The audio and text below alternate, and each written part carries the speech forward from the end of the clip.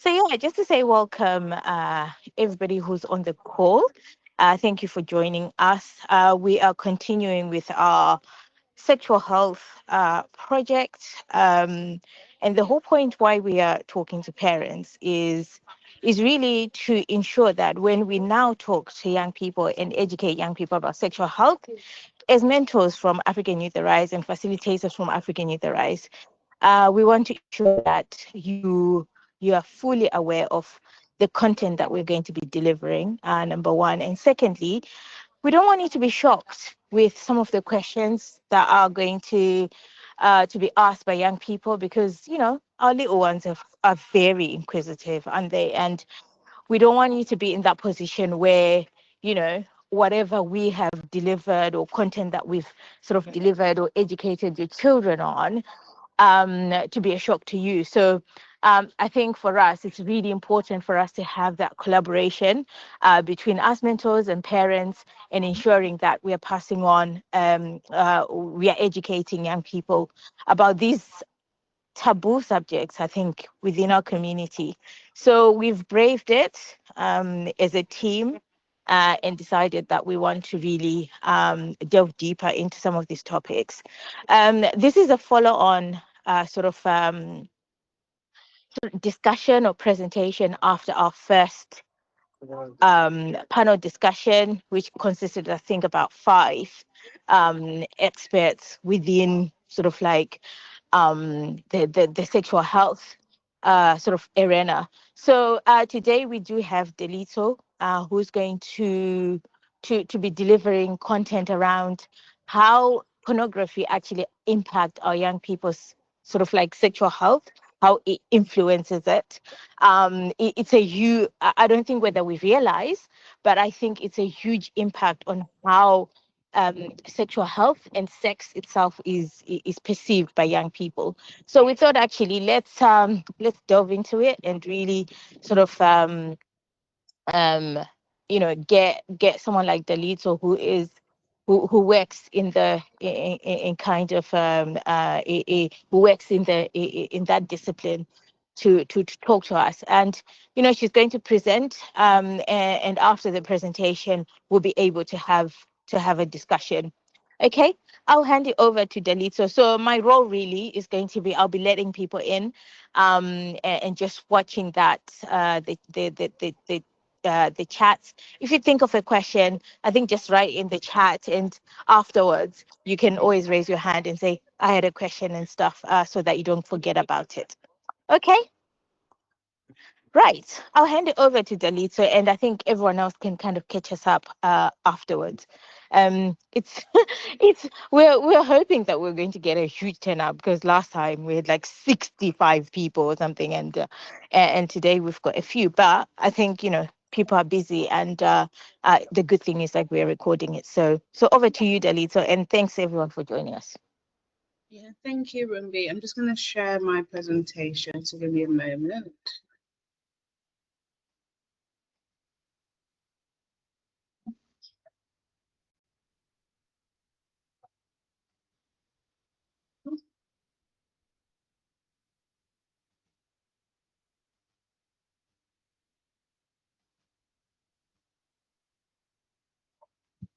Hold up, technical difficulties. Was it showing just then and then it disappeared? It said left, so I don't know whether it's a different device. Oh. Hold on.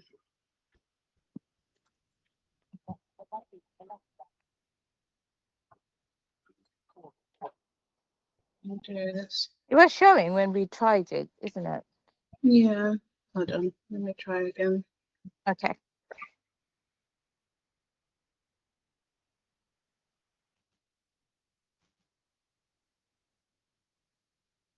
Is it showing now? Yes, it is. Thanks for showing. Okay. Perfect. There we go. Hi everyone. So thank you, Rumbi, for the introduction and for talking a bit more about the topic of today. I know it's a bit of a taboo topic, but as Rumbi said, it is very relevant to sexual health, especially in this day and age. So just a little bit about me. So I am a law graduate. I also have a diploma in psychodynamic counseling. And I have over 5 years experience working and supporting victims of sexual violence through the criminal justice system. So I do consultancy around gender-based violence, but also do policy work in relation to child safety online. So that's a little bit about me. Um, so the purpose of today, there's only a few of us. I feel like it's okay if people just put their hands up when you want to speak. And then I can't see the Google Meet anymore. So maybe Salome, if you can help me with that, that would be very helpful. But other than that, if we can just try to keep mute, unless you put your hand up and you're ready to speak. But we can also use the chat section as well for questions or reactions. And I think obviously being aware of like what a sensitive topic it is, I just wanted to add that confidentiality and respect are key, and there's no question that's silly or controversial. We'll do our best to just try and have a discussion, because the whole purpose of today is just to learn from each other and how to better like educate our young people. Sorry, Delito. I also just forgot to do a disclaimer because I think previously I think we forgot to do that. But it could possibly be that you are impacted by the topic. It can be triggering, I think, listening to some of the content, as we found last time. Please do come forward, and we will get the right support if you happen to be triggered throughout the sessions. We got like quite a few triggers. So yeah, I just wanted to put a trigger warning. And thanks for the reminder, Delito. Yeah, thank you. So I guess, like I said, today's purpose is just about creating a safe space for parents to understand and respond to the impact of pornography, especially when talking to young people about sex education. And just to get us talking and thinking about the conversation, the one question I wanted to ask everybody is, okay, how did you learn about sex? So just taking a moment to think about your own teenage years and sex education. Was it from a parent, a friend, or was it a situation? I know in most African households, as you know, we don't talk about this. Or you always hear jokes about, for girls particularly, you're taught by your parents, if a boy touches you, you get pregnant, and that's about it. So just if you can feel free to speak out or comment in the comment section. Was it like a cousin that taught you about it as well? For me, it was never my parents. It was certainly not my parents. I think I fall into that category of where you state that like it's a taboo topic. I think it's only now that I'm married Mm. we can talk about it. But yeah, I think I learned from actually like some of the maids who used to work for us. Then as I moved to the UK, I went to a boarding school. So boarding school, yes, there was a lot of that talk, I think. And then I think when I came here, it wasn't it wasn't as taboo amongst the circles I was in because I was mostly like in a white dominated sort of like area. So for them it was like, this is what we're going to talk about. But I don't think when I went to school here it was widely spoken about. Mm. Yeah. Anyone else?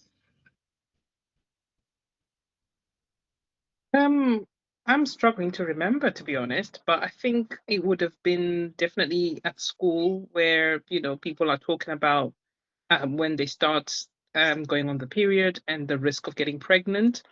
That was kind of like a trigger.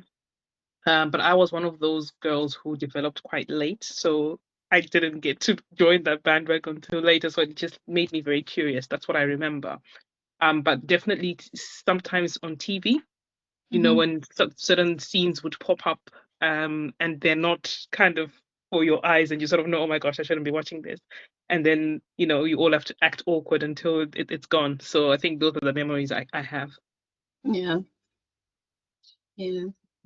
And I think that's I think there's a difference in terms of how it was growing up, and how things are now. So in terms of how young people particularly learn about sex now is through social media.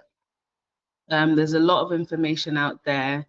And I think something that parents nowadays don't even realize is that pornography is actually accessible on social media. And it's easily accessible, more than going to like searching it up on the search engine. The other thing is, if you have a phone, I know that for a lot of young people now, they're showing each other pornographic content in the playground, especially young boys.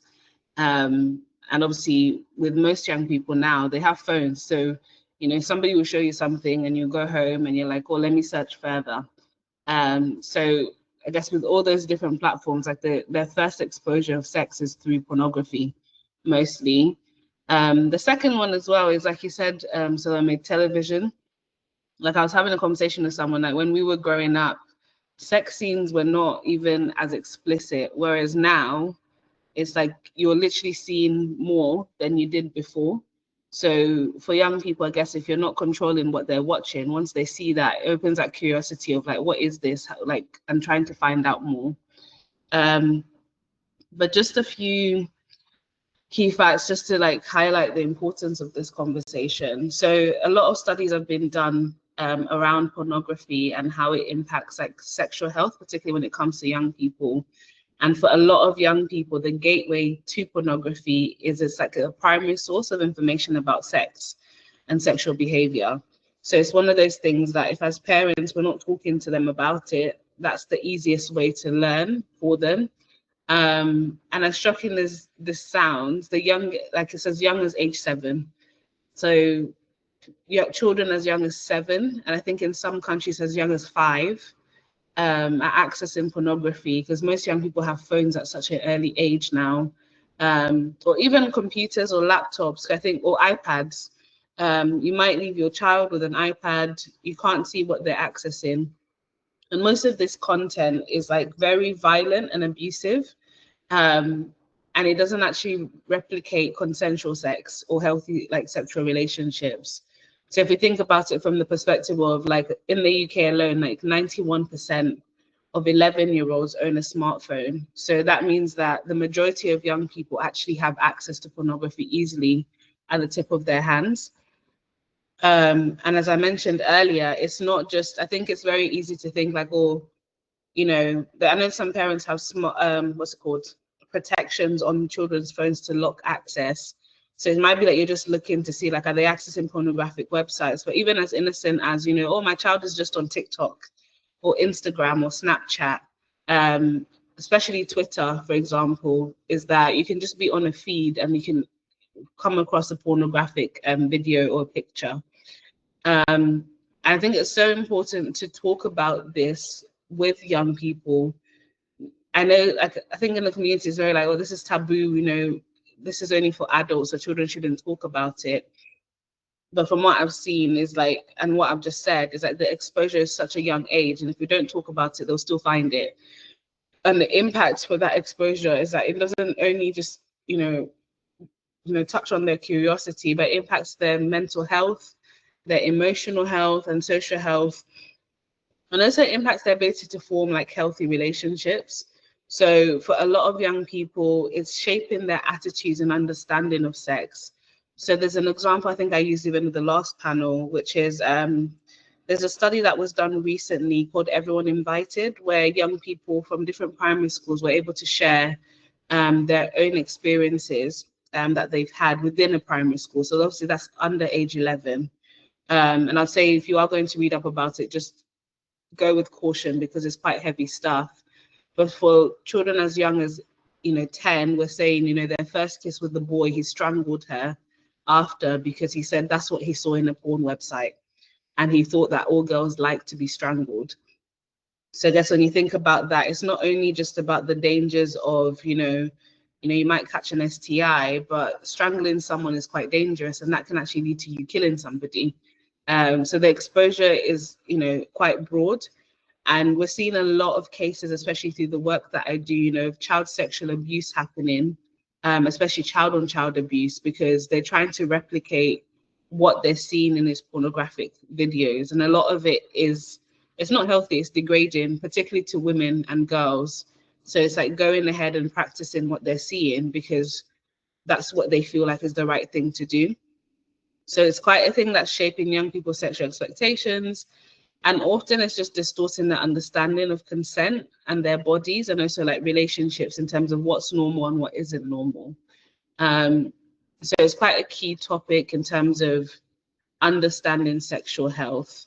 Does anyone have any questions or contributions so far before I continue?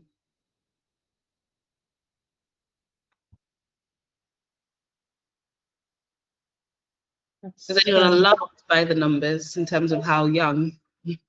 I think the biggest threat definitely is the electronic devices then. So the earlier the young people have got access to the social media, that's where they get most of the exposure. So I think it's then whether the parents have controls in place. That's just, my mind is just wondering more about controls now, but thank you for sharing that.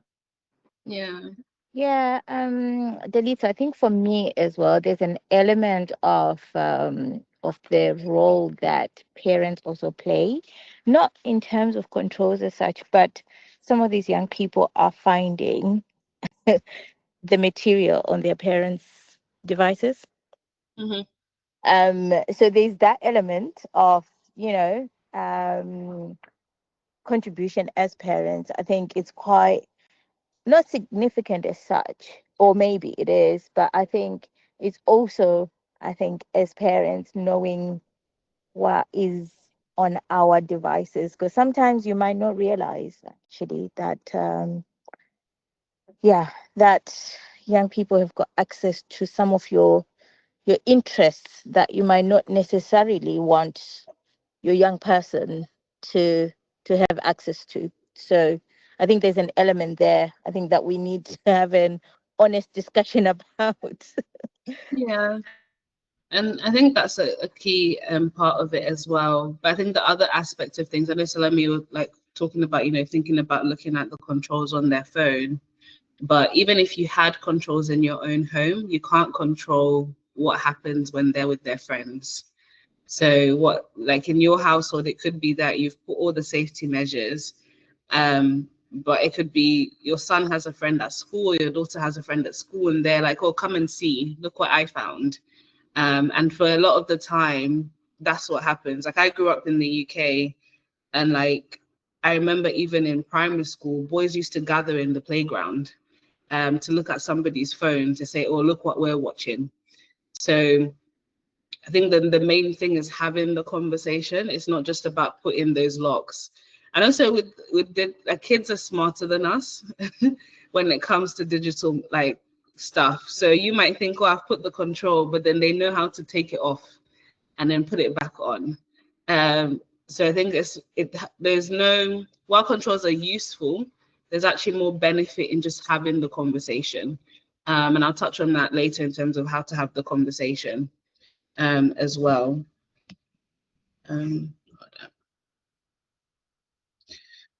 So I think I've touched on this, like why does it matter for parents to have these conversations? Is that, like I said, it normalizes sexual violence particularly. So what we're seeing, especially in the UK, is that for men, it's shaping the understanding of how women want to be treated during sex.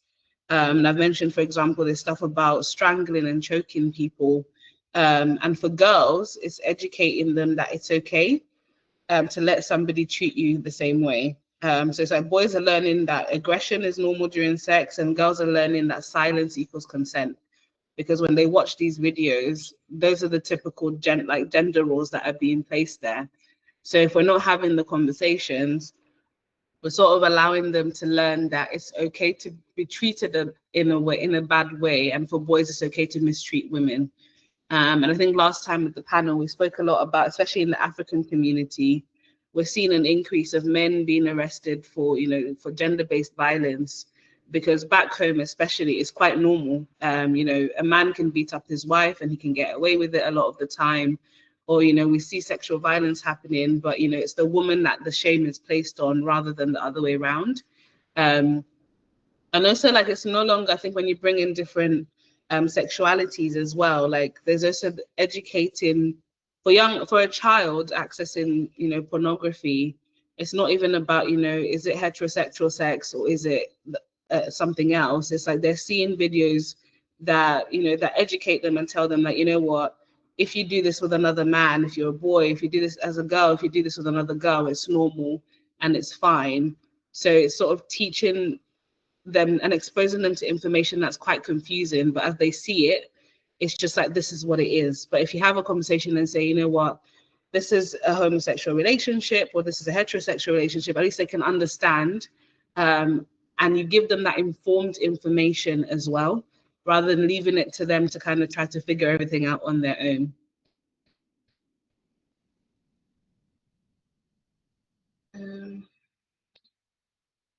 So I guess wanted to have more of a conversation than just me talking. But like, how comfortable does everyone feel talking to their children about pornography?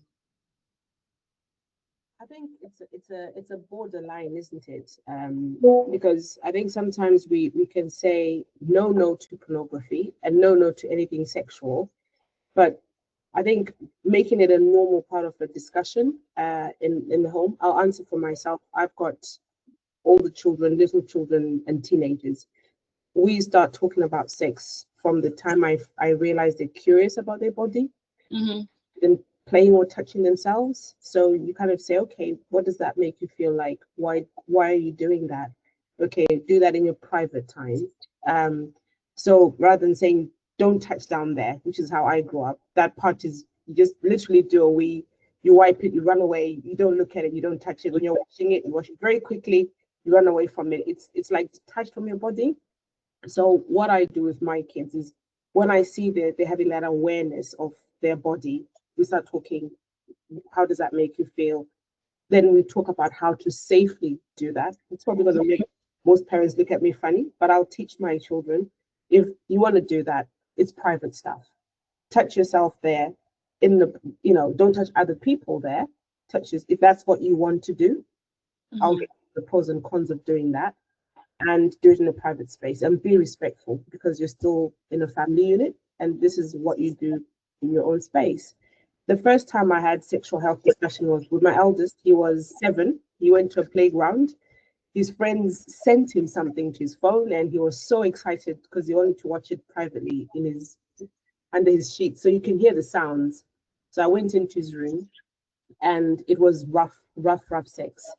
And he said, oh, my friend sent it to me. And like, let's talk about this. And that's when we started that discussion. He's the eldest. So it was a lot more daunting, unlike with the others. And his defense was, oh, Mom, my friends are telling me about it. And I was like, well, I can tell you your friends are not having sex at this age. I am.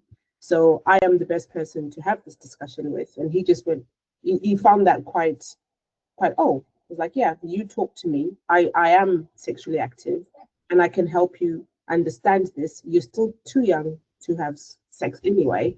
And your friends who are teaching you this, they don't know anything. It's just curiosity.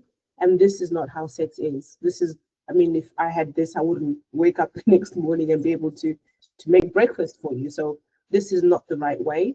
And this is not how you treat women because this is derogative. So it's just having those discussions. And now he's dating, he's a young adult. We talk about his sexual life with his girlfriend, with him. You guys, you're in a relationship. Are you using protection? Do you respect each other? I even asked the girlfriend, are you happy in your relationship? If there's anything there, I'm not your mom, but still talk to me.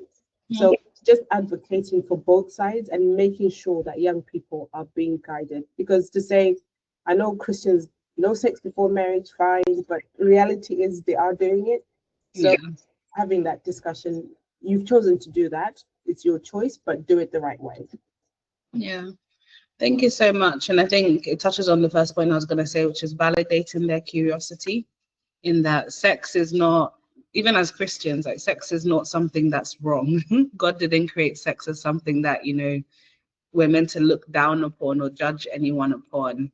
But I think a lot of the time when, especially like you said, if your son presented this an alternative scenario, which probably happens in more African households, would have been, you know, what are you doing, and shouting at them and like telling them what they're doing is wrong and focusing on the wrong aspect of it. But then what that creates as well is, you know, I'm not going to come to you to talk about this.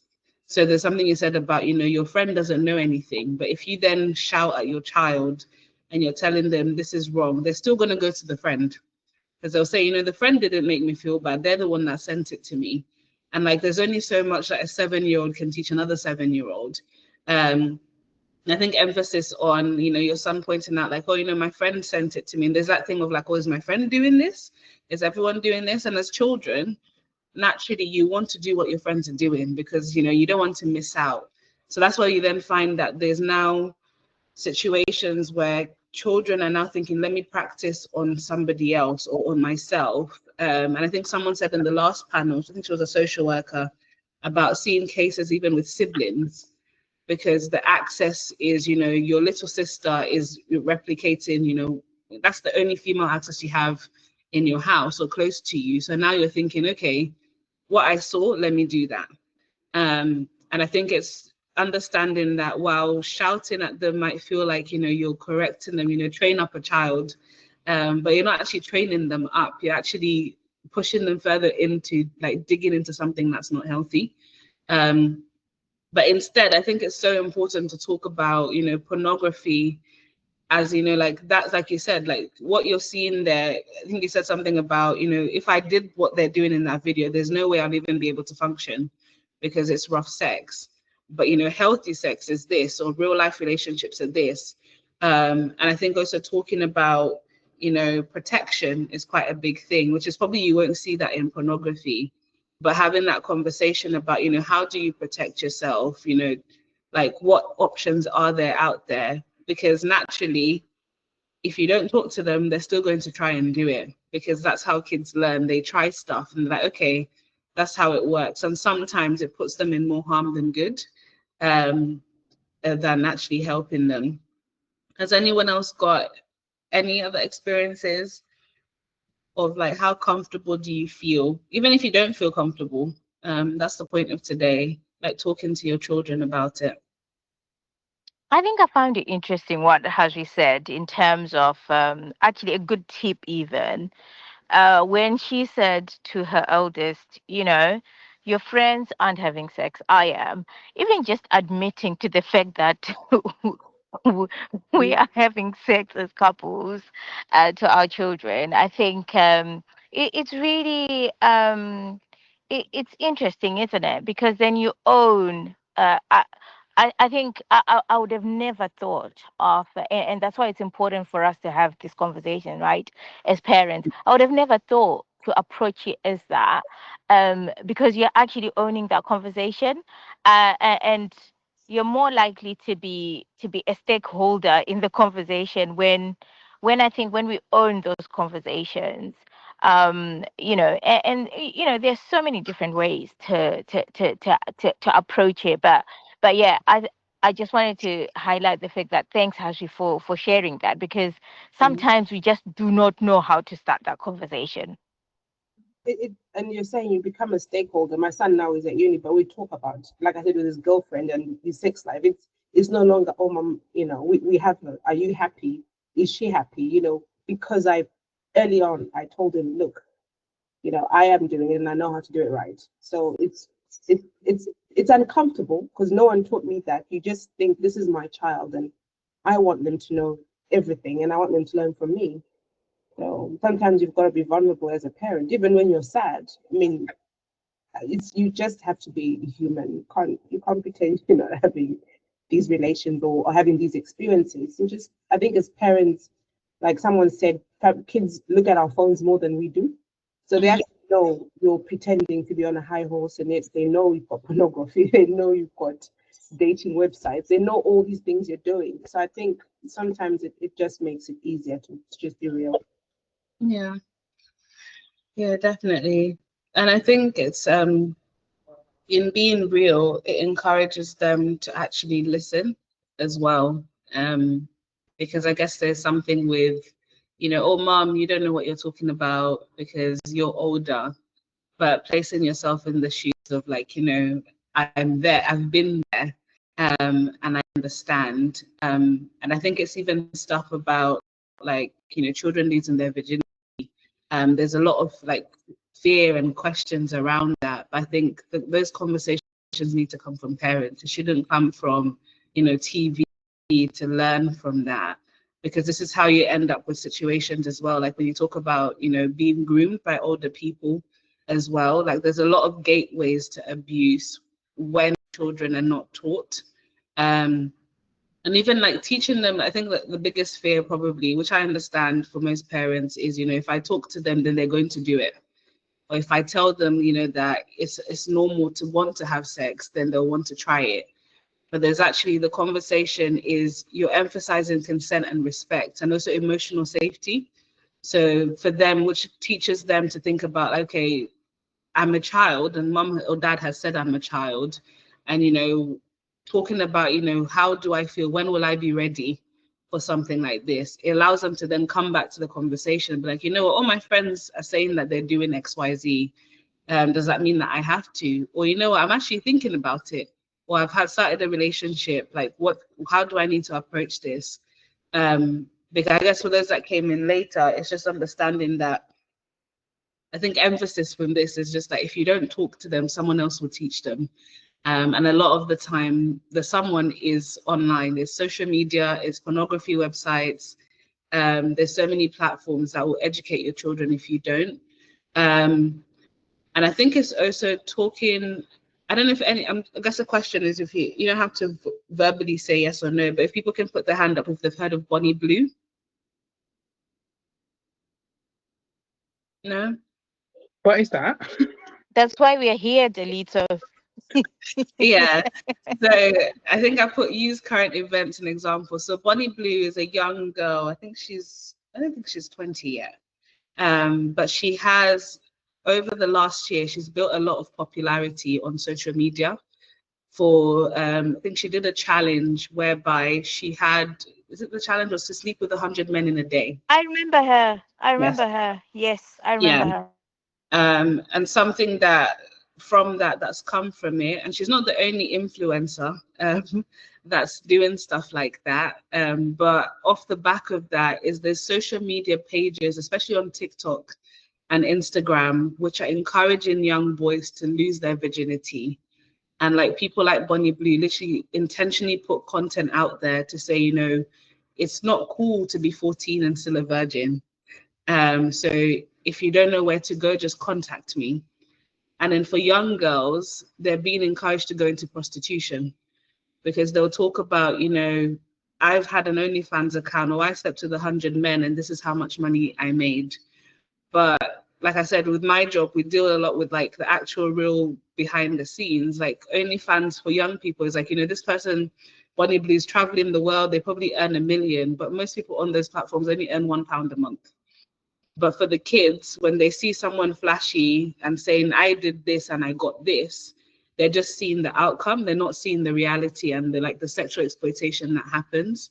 And on top of that, it's quite dangerous. I think one of the men that she slept with had HIV and there was no contraception. So meaning the exposure was not just to her, but all the other 100 people that she slept with.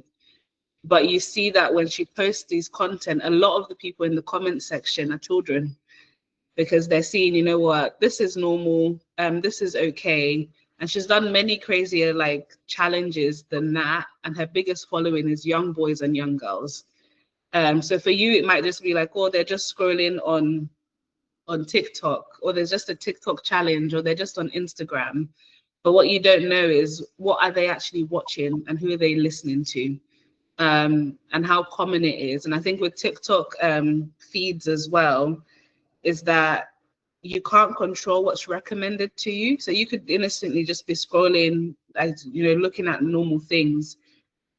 And randomly a video will come up, you know, and it's Bonnie Blue or Andrew Tate. I don't know if everyone's heard of Andrew Tate, the one that encourages misogyny and like, you know, mistreating women basically.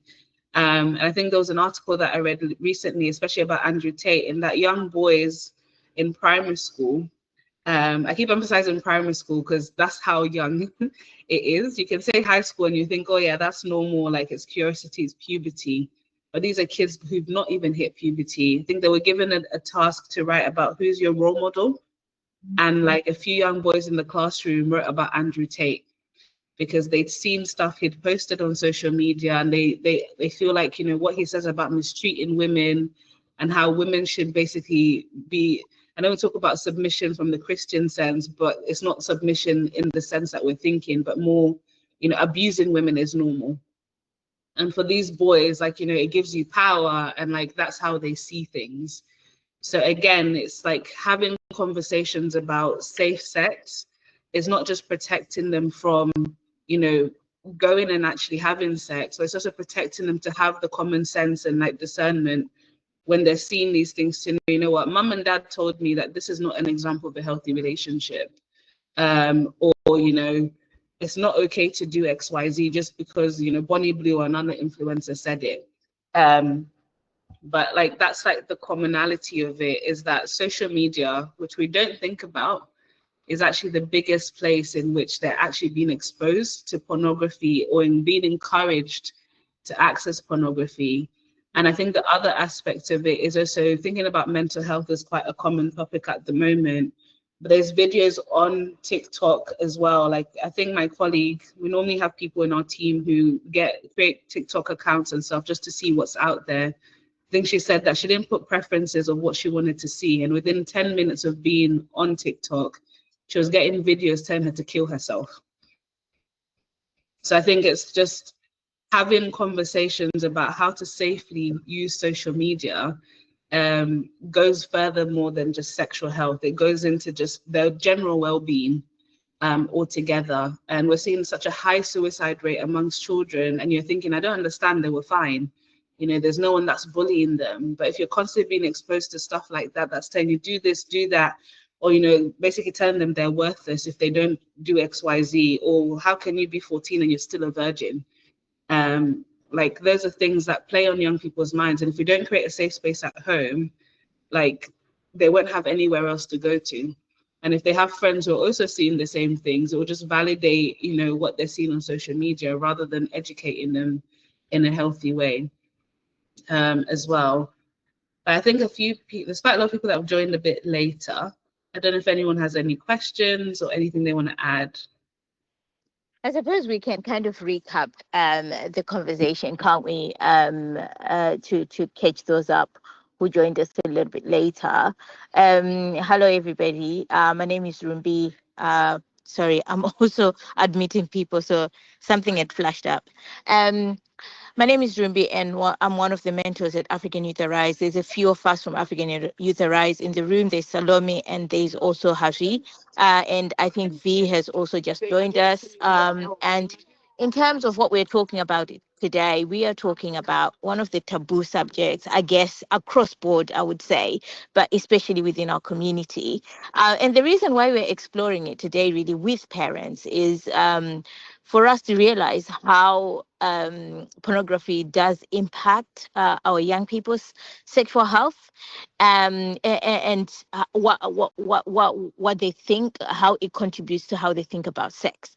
So Dalitso has been taking us through, I think, on a journey and giving us some insights. Some of them actually scary. That young people as young as 5, I think that one stuck with me. As young as 5 are accessing pornography.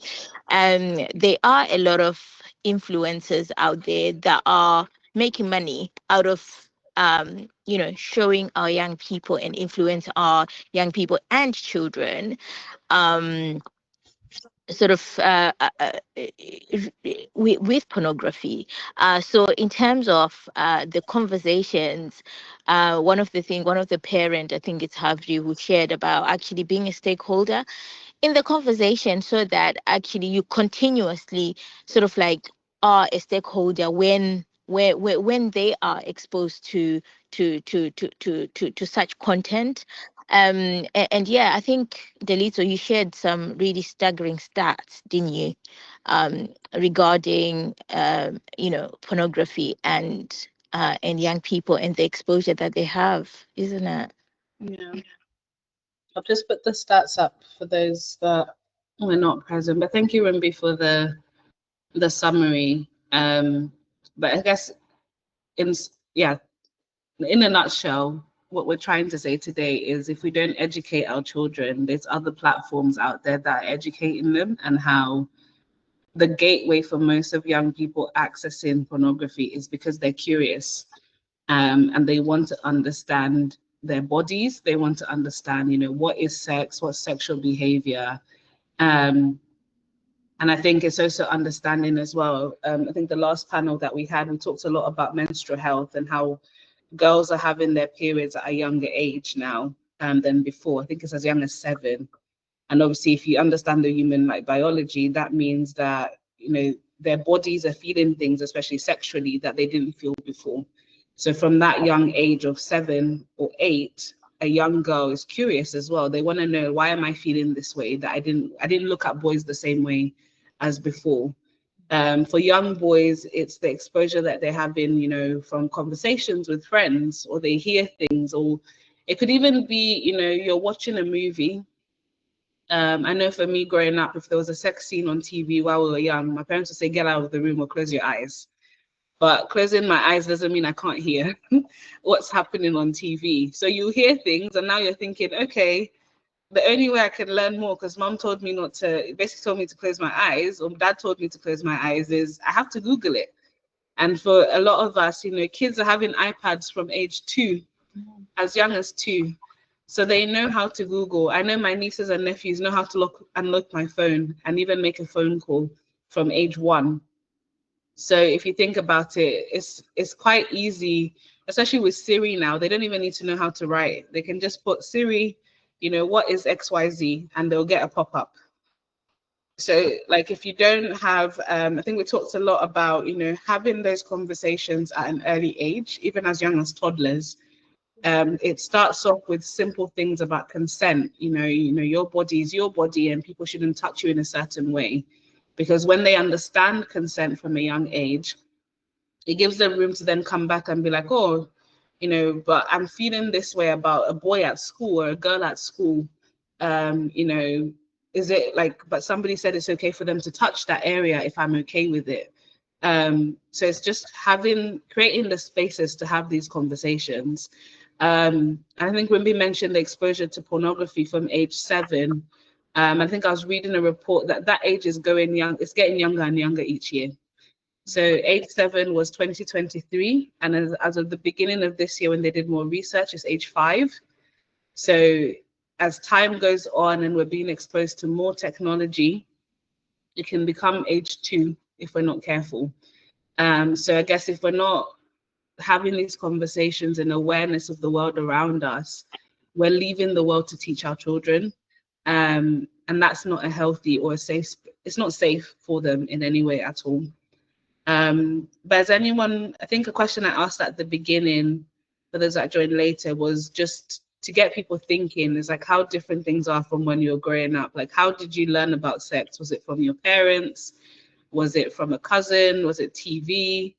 You can comment in the comment section, or you can speak up as well. There's only a few of us, so feel free to speak up.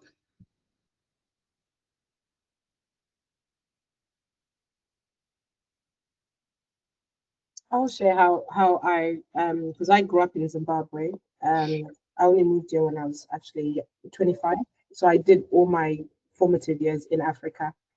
We didn't have sexual health discussions at home. We had them at school, and I went to the really gouache boarding school. So they had sexual health people coming in from the clinic or the hospital with books that showed you people with, they were called STDs at the time. So it's more of a scaremongering introduction into sex. So they'll show you all these private parts that are infected and oozing things and are growing things out of them. So that scaring kind of kept me out of the sexual loop for a long time, because all I could see was, if you have a sexual relationship, this is what you're going to get.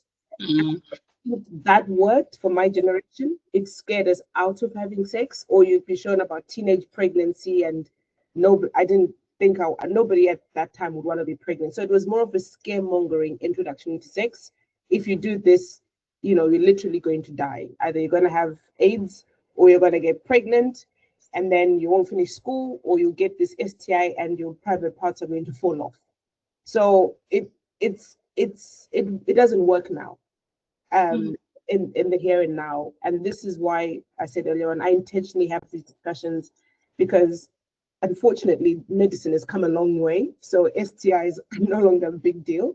AIDS is no longer a big scary thing. There's lots of medication people can be on and have a good, healthy life. So it's trying to find a different mindset, and being aware as parents that the way we grew up is very different to how our children are, and the don't do this, don't touch this without an explanation isn't going to cut it with this younger generation. They now need a conversation, more of content, rather than if I tell them they'll do it. At least know as a parent, you know what, if my child becomes pregnant at a teenage, they have made that decision. They know what they're doing. They have not just, it's not just happened. There's been some steps and liberties from them, because they know what's going to happen. I've had the discussion, and they've made decisions to be in that position. Rather than I've never talked to them. I don't know if they understand what's happened to them. Do they give consent? Do they not consented? So I think as parents, we need to challenge the way we were brought up and how we were taught about sex, and just, it doesn't matter, put that away and learn a new way. And that's harder, learning that skill as a parent. Mhm. Yeah, thank you. Anyone else? Mhm. Yeah, I think I'll say something. Yeah, thank you for this program. I think it's an important program, especially for the community you are targeting. And yeah, in terms of how we grew up. I grew up in Zimbabwe as well, and you couldn't access these things as easily as you would, because I remember when I was kind of near nursery school, grade one, in which is reception and year one. We didn't even have a TV. We would go to the next door neighbors to watch, interesting programs like Mukadota. If some of you are that old, yeah. I think internet came later, and um, but these days, internet is what kids know. And unfortunately, with the generation of the parents now, it's very difficult to navigate, the internet the way our kids navigate. And shocking statistics you're mentioning about kids are accessing pornography at 5 years, and I believe there's some unscrupulous members of society that are actually really pushing this on kids as well, because it shouldn't happen that way.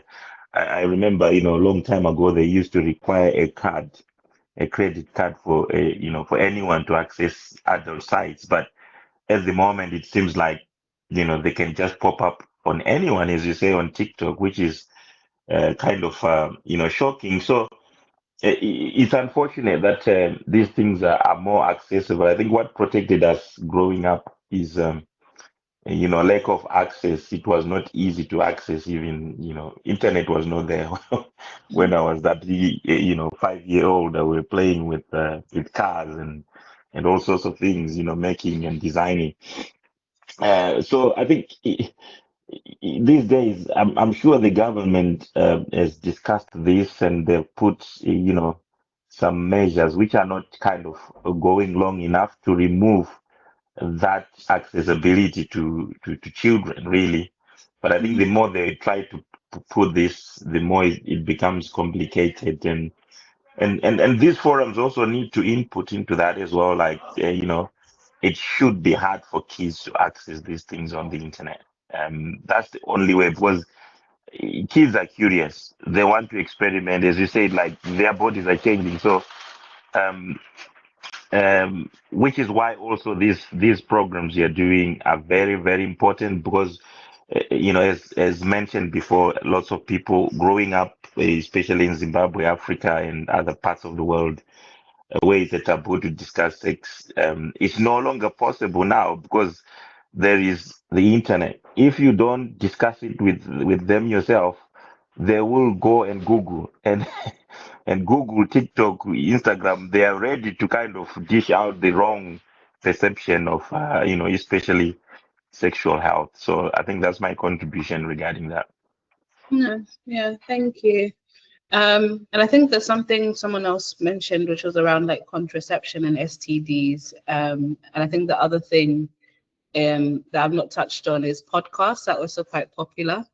And like, kids are now listening to podcasts on Spotify as well, but just being mindful what they're listening to. I think there's a podcast that came out recently. One of the other person's names. I think they do work with Bonnie Blue or something, and she was saying how for her, she takes the morning after pill on a weekly basis. And I think the interviewer was asking, have you thought about your fertility and how that will impact you? And she said, no, it's fine. That's why I do it, because I don't want to get pregnant.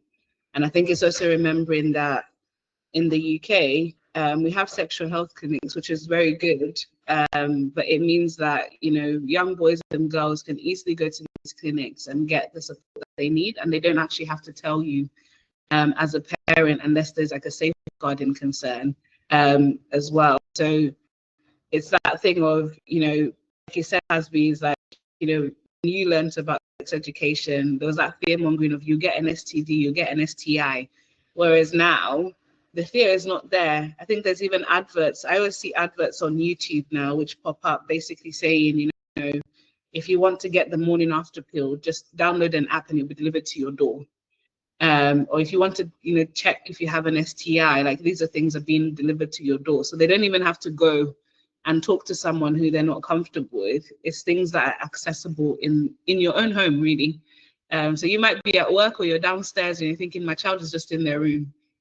But because they've been exposed to something, they're now, yes, they're looking after themselves, but there's also that secrecy of like how they're responding to it. Whereas they should be able to come to you as a parent to say, you know what, I did have sex, and like I've ended up catching something, and then getting the right support from you. So these conversations like are very different to how they were before, because they're exposed to so much at such a young age, and it's probably they know more about sex than even their own parents because of how much exposure that they have. Or they think they know more because they think what they're seeing is healthy and it's okay. But these conversations are very crucial. I think I was asking earlier in terms of if people have any questions, especially on how to approach the conversation. Because I know it's quite a scary conversation to have with the child, especially when we're saying age 7, age 5. Like, where do we start from? I like what you said, Dalitso, about our children may know more. Some of them do. And I think as parents, when the children are older, ask them what they know. And then they will know, because I'm sure we're all parents here. I do know what a butt plug was. Because in my time, in my era, there's nothing like that. So I asked my adult son, what is this? And then he laughed. He's like, Mom, why do you even want to know that? Because he knows what it is, but I don't know what it is. So that communication is not just sometimes filtering from parents. And like you just said, the children sometimes know a bit more. It's just soliciting in a way that's not judgmental, and you ask the question. And you have that, and you also learn, you become aware, because sometimes as a parent in the house, some of these things you don't even know what they are. So your children might actually have things, and then you don't even know what it is that they've got. But if you're at least a bit more aware, because you don't use everything that's out there for the sexual lifestyles that are out there. But if you're engaging your children, having these discussions, you can identify some of these behaviors, and knowing that, like now I know morning after can be delivered to the door.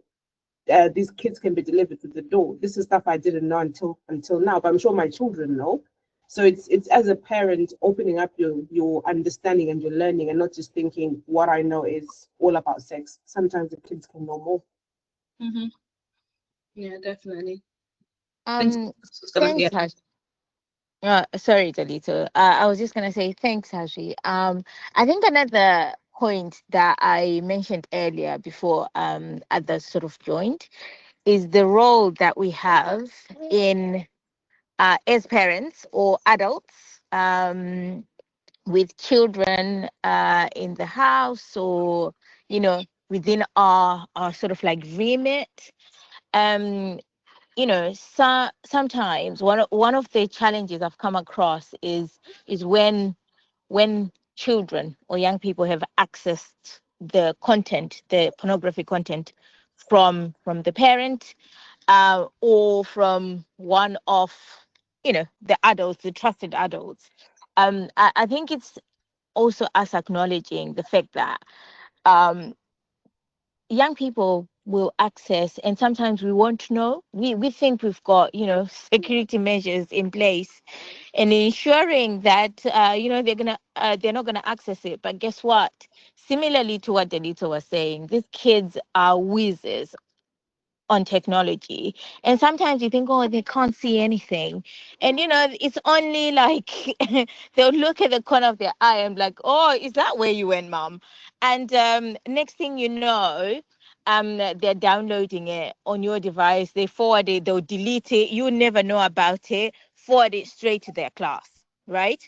So I think we also have to take ownership of what I know we've got different kind of lifestyles and we're adults, right?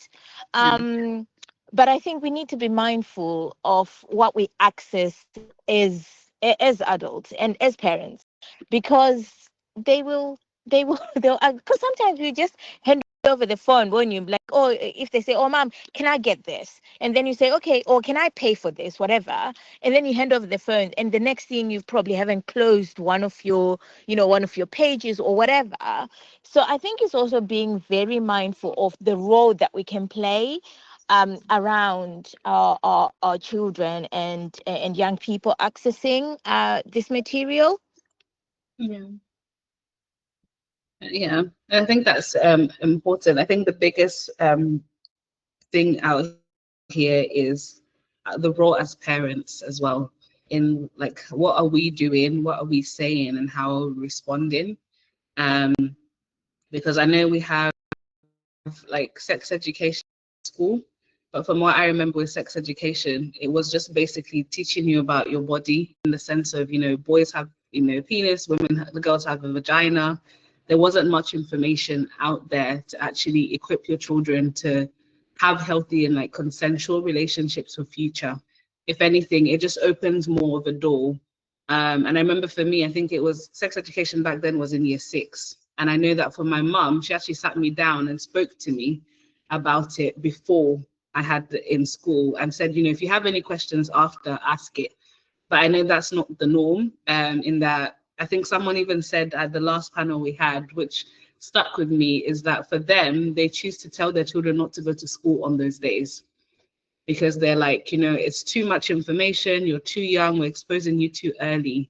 But 11 is not too early if they've already been exposed to more since age 5 to 7.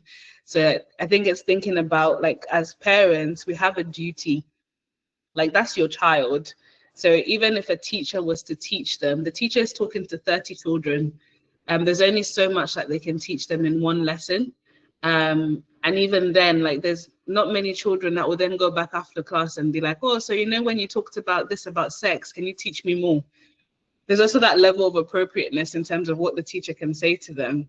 So it's understanding that the main carer and the main duty lies on us as parents to actually have those conversations, allow them to ask us the questions as many times as they want. And some questions it might be like, what kind of question is that? But it's their curiosity. They just want to learn. And there's nothing wrong with that. Like we all, like we get excited when kids want to learn about everything else. Why don't we want them to learn about healthy sex from us as well? So I think the biggest role is to think about is like, what role are you playing as a parent? And if you're not playing that role that you're meant to, who do you expect to play it? Is like the question to think of.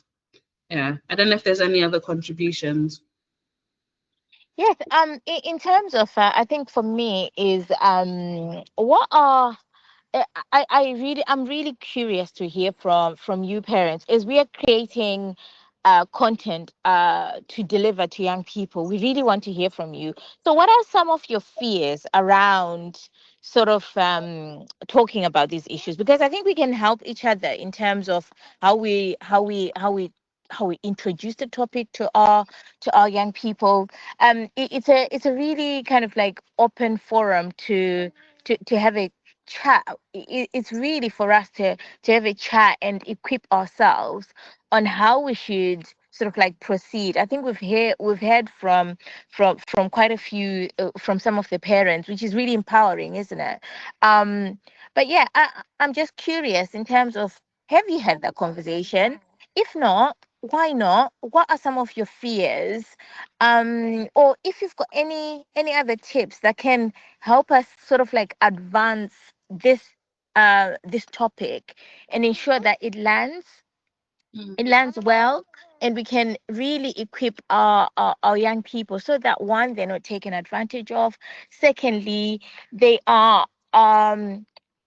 they're not going to be, they're not going to be the ones that get into that are exposed to, before we have that conversation, or they're not the ones spreading um that, and they end up being excluded from school, and social workers get involved. It just gets messy, doesn't it? So for me, I'm quite keen in terms of the parents that are currently on the platform. Have you had that conversation? If you have, how did you start it? If you haven't, what is the obstacle? Is there a time that you're waiting for you to have that conversation? I think it would be interesting for us to know as we are prepping the content and further discussions on some of these subjects.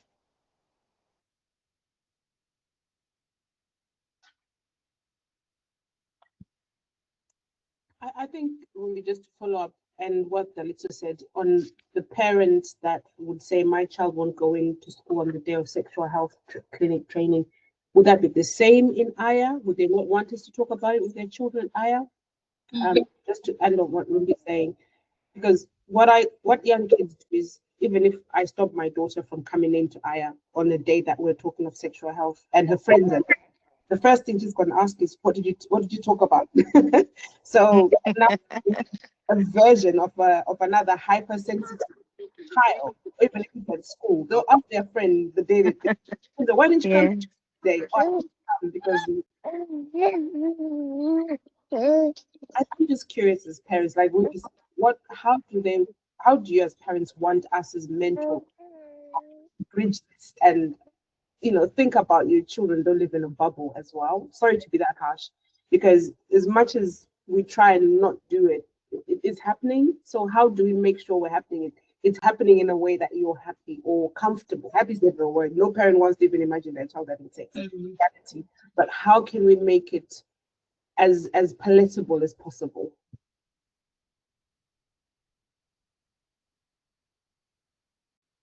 I think those are very good questions. And I think having the conversation, one of the experiences I had being a mum of boys was having the discussion happen at an unexpected time, where a question was asked to me about the private parts.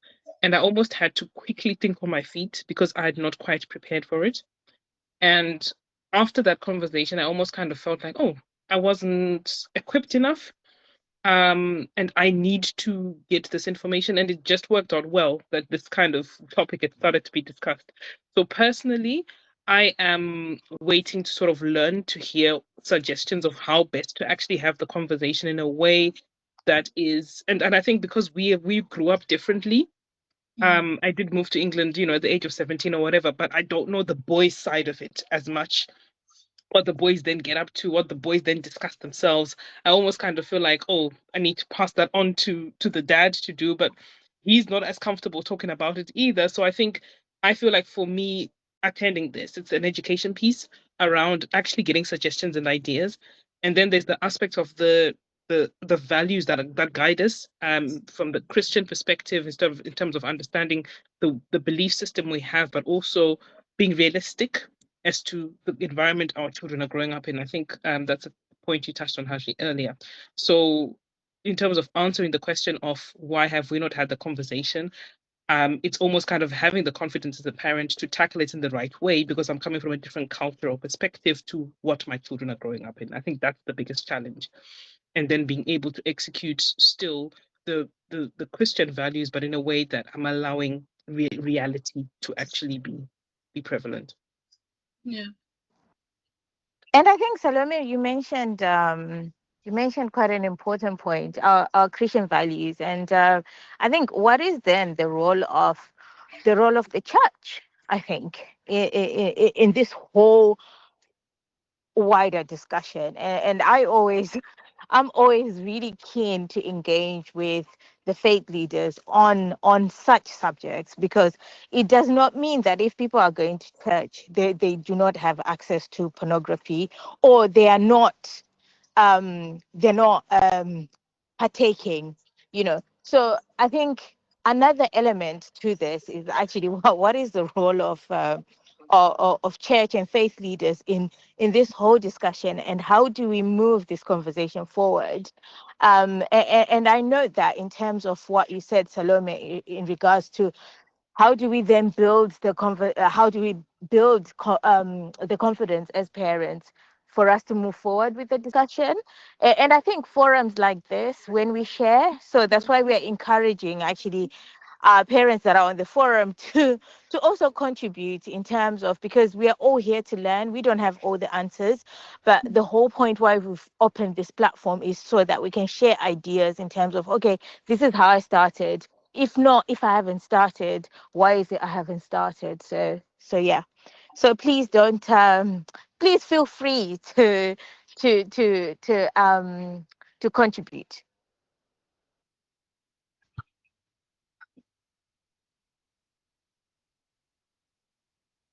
Mm. I think just to touch on something Salome said in terms of, not feeling comfortable as a mum, because you only learnt, from the perspective of what would happen to your body as a girl and a woman. But then at the same time, your partner or your husband doesn't feel comfortable talking to your children.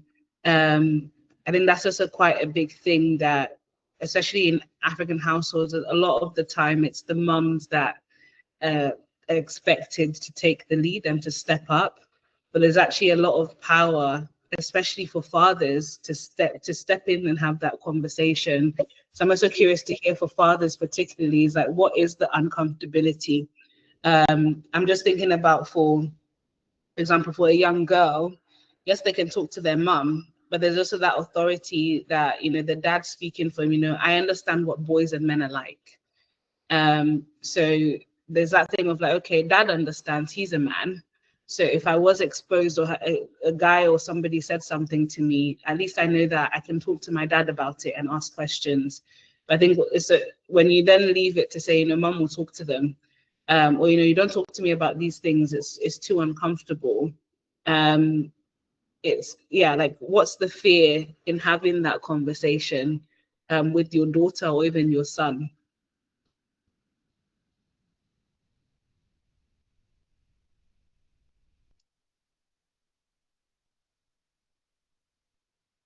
I think it's just knowing the right thing to say, that is correct, and that connects with their generation. I think that generational gap, and I think it's up to us as parents to equip ourselves to understand what they're exposed to. So some of the stuff you've already shared in the last hour, like, I'm already starting to see more beyond what I knew before I joined the call, if that makes sense. So yeah, I think it's getting that right in terms of being aligned with how they perceive and understand things. And I guess just knowing your child, it comes from other angles of, are we actually having conversations about other things? What's the relationship we have with our children? I think there's a wider piece around that. Do we normally have open and honest conversations anyway in general? If so, then hopefully it can actually get in quite easier compared to if we don't. Yeah. I think also because culturally, as Africans in the UK, I don't think it's a culture, but it's a habit. Habitually, we work so many hours. We're constantly not there. We raise our children at an arm's length, and they're going through all these things without us, because it's challenging, isn't it, being in the UK, because you work shift work, you are not at home, you don't even know, you don't, you can see your child is changing, but you can't see. Don't know if that makes sense, because you're so busy trying to put food on the table. The priority is food, work, rest, food, and just getting that cycle. So having that relationship, like Salome is saying, where you talk about everything else, probably isn't there, because the only time you talk to them is you're getting out of the door. You tell them to wake up and bath, get ready for school. You drop them off, you go to work. You pick them up, they're doing homework. You eat, you go to. It's a cycle where there's no time to actually sit down. So I think we need to also then have those relationships, intentionally parent our children, because what we have done, majority of Africans, is we've just thought, sorry to use Shona, but our kids are growing. So that's what's, yeah, my kids are growing, and that's what's important, but growing with what relationship with yourself? Because when it comes to a point of discussing such sensitive topics, it's hard to even bridge that because you don't even know what they're like. You don't even know what they spend the day doing. You never sat down with them. I mean, the only time you actually spend time is maybe at church, but you're sitting side by side and you're listening to somebody talking at you. You go home, you talk about it. There's no, we don't have time. We don't create time. So I think, yeah, I think it's hard as a mom, or as a parent in this country, because we're chasing so many things.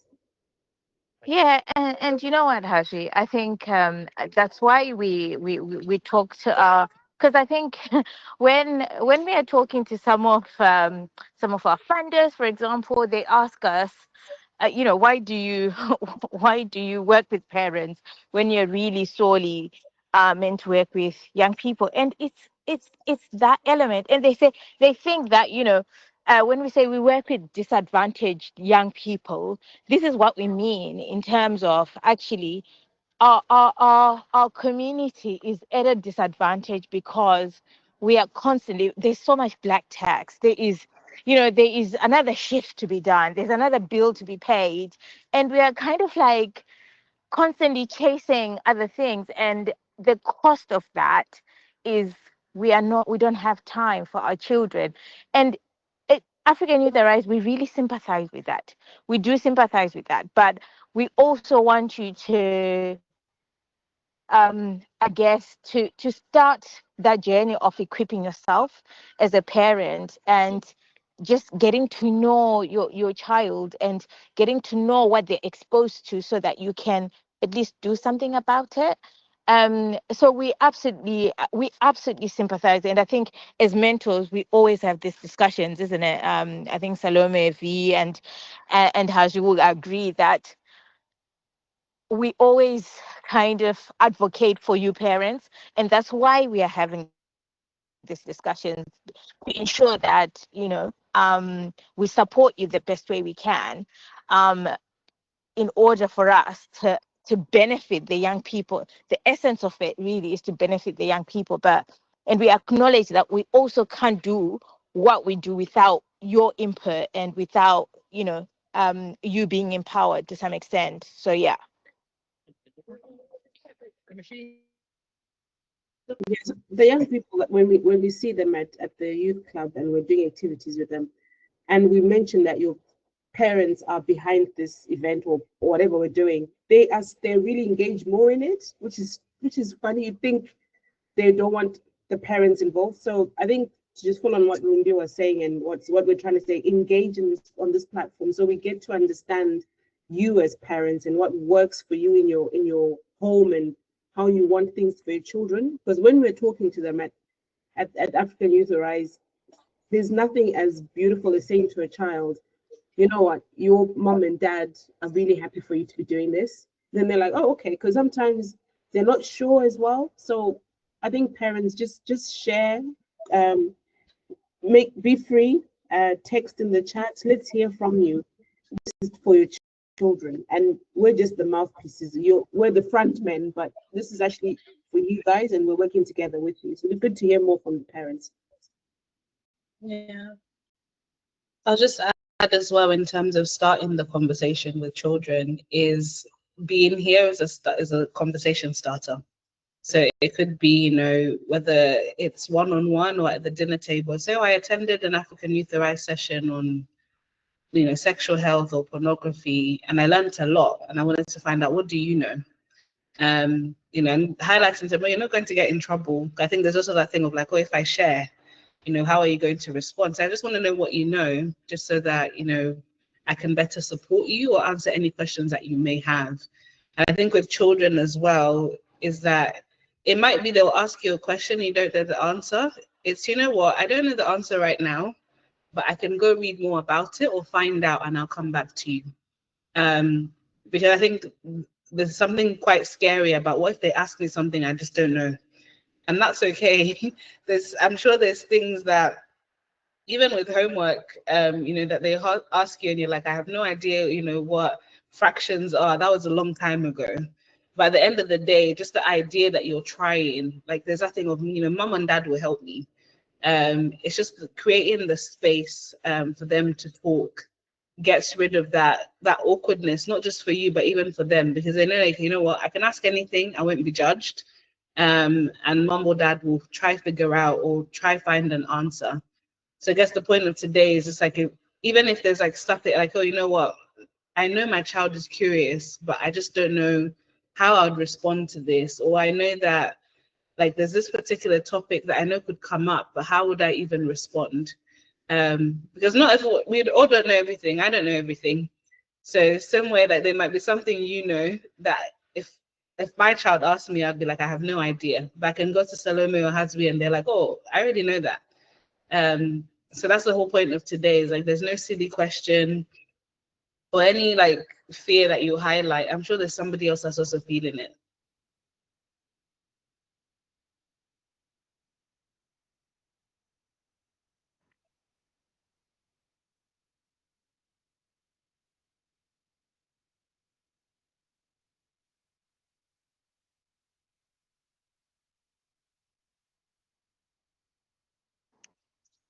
I Okay. think that Oh, go ahead. I wanted to ask, like I think somebody mentioned before, like what's the role of the church in this, and the church leadership and all. So I wanted to ask, like, how do you navigate it? Like maybe as a church leader, it's a topic that like because of the times that we are and the environment that we are in, we need to be having open conversations about this. But then there is a challenge whereby people are very judgmental. Like at times it's just the fear of like finding out things that you thought maybe like your child would have not been ready for. But then you find, like you're already saying, that maybe they are 10 times ahead of us and everything. So as a team, how do you sort of support like church organization in opening these conversations, but then also tackling the fear and insecurity of being judgmental, to like, because at times when some of this information come out, it's like the parents feel like we have failed, or the community will start judging you. And like from like we were all saying, like coming from where we were coming from, most of these things we learned some of us when you've been getting married on your kitchen party, you did science in school, but like there was not so much exposure as it is nowadays. So bringing it to the church as well, I know it's an open conversation that we need to start having because of the time and the seasons. We need to move away from the fear of the taboos and everything, because the reality is we are in this time and this is what exactly our children are facing. But also on the part of parents as well, there's this fear of being judged, like I failed my child, or I failed as a parent in the community. So as your team, how would you sort of support churches or leaders in navigating through this subject within their communities? That's a really good question. And is that an invitation from you, Reverend Matanda? um, you know what? I think I'm I might Go I've got a ahead, comment Pastor Ed. on this, but yeah. I think there's a Bible verse that says people uh, are destroyed because of lack of knowledge. because they've rejected knowledge. Yeah. What we need to realize is our community, they are very resistant in learning things. Yeah. You look at even this call. Last time I think we were about 50 something, and today we are just over 10. And I did everything to kind of invite people. You know, the posters were clear, the information was clear. This is a program that actually helps parents. How many parents stand up? You know, besides the team, there might even be less than 5. I think to answer the question, as a church, we need to encourage people to learn.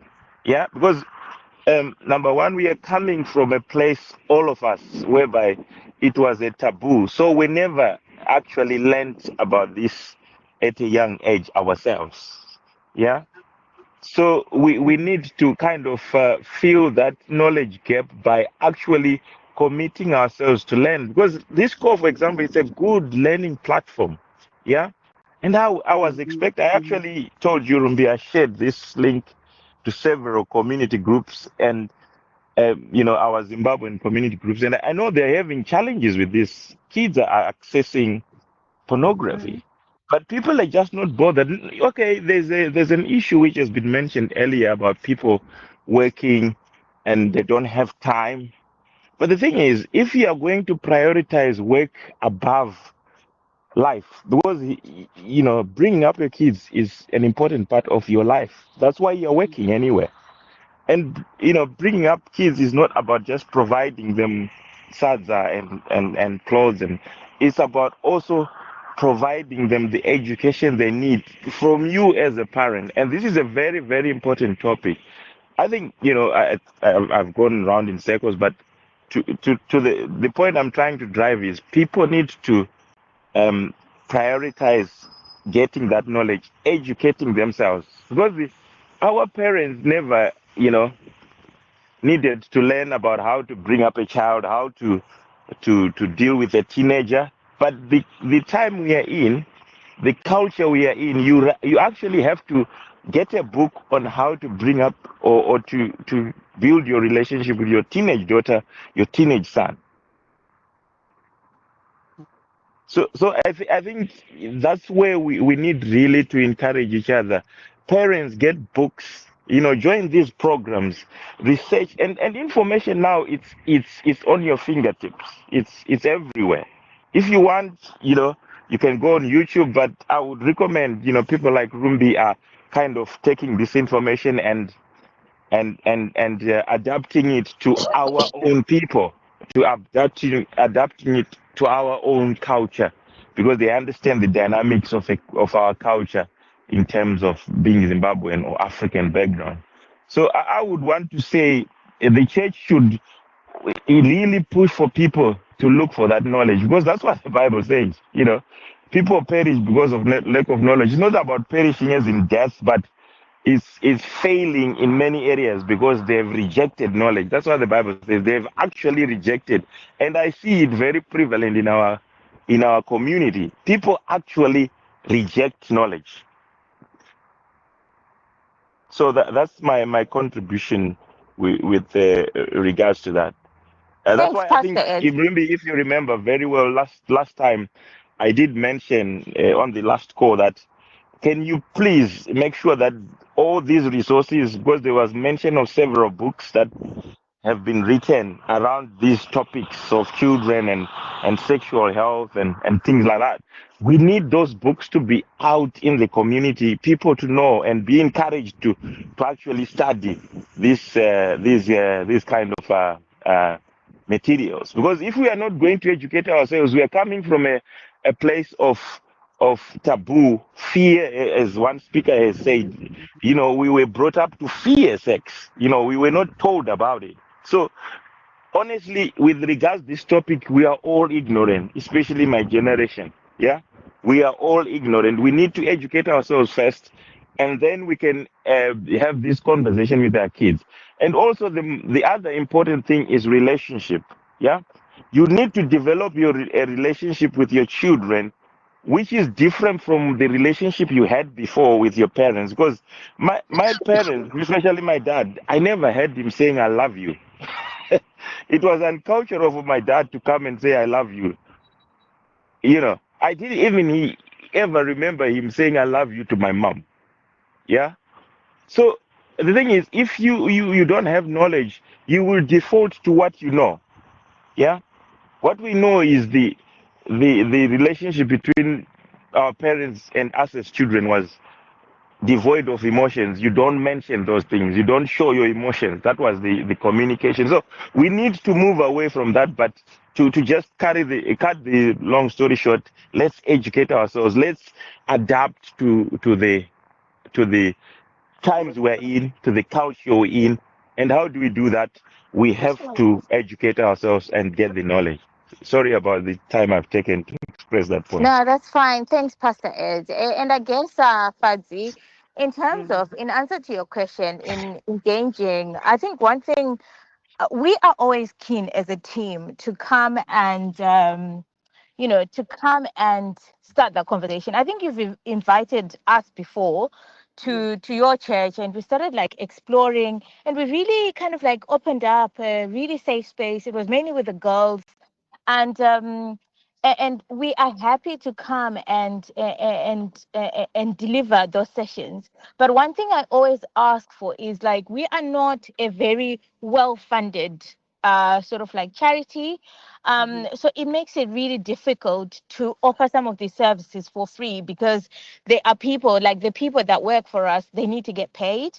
So one of the things I always ask, in terms of when the churches and the faith leaders and their committees, whatever, they need to start thinking about a budget that surrounds some of these subjects, for example, because they are a lot of expertise. And one of the things that we do is, like, we have these conversations and we consider the cultural sensitivities around this subject. And because we are all from this community, we totally understand the fear and the judgment and the connotations that are attached to this subject. So we will gradually have that conversation to make people comfortable. That's what we do.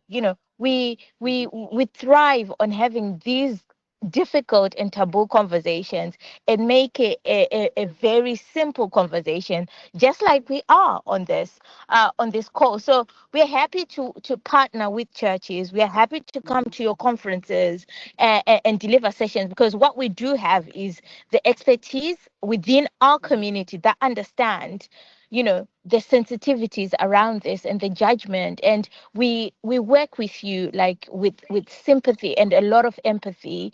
And if you want us to work with just the faith leaders only, so that they understand the content that we're going to be delivering to their congregation, right? So I think it is a gradual process. We have to acknowledge that it's going to be a gradual process.